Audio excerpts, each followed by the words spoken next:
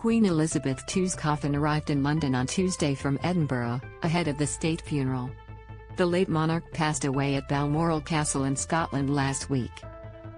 She was 96. Like the Duke of Edinburgh, who died in 2021, the Queen will be buried in an English oak coffin featuring brass handles that was designed more than 30 years ago, and lined with lead.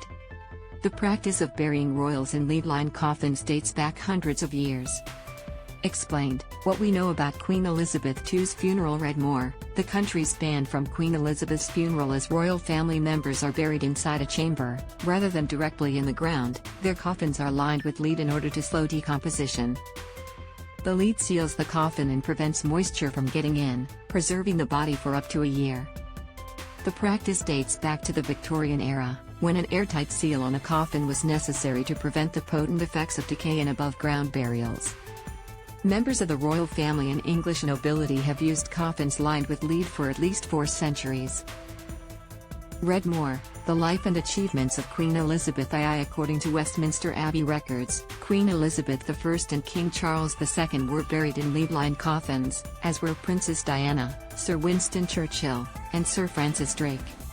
The combination of lead and oak makes for a heavy coffin, so heavy in fact, it is reported that 8 military pallbearers will be needed to lift Queen Elizabeth II's coffin.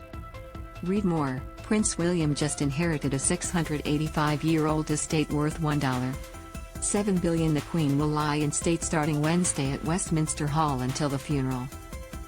Her coffin will be draped in the royal standard and topped with the imperial state crown, the sovereign's orb, and the sovereign scepter with cross.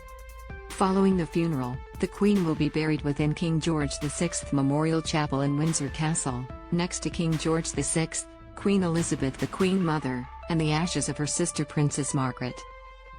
Once there, Prince Philip's coffin will be moved from the royal vault beneath St. George's Chapel to lie next to her,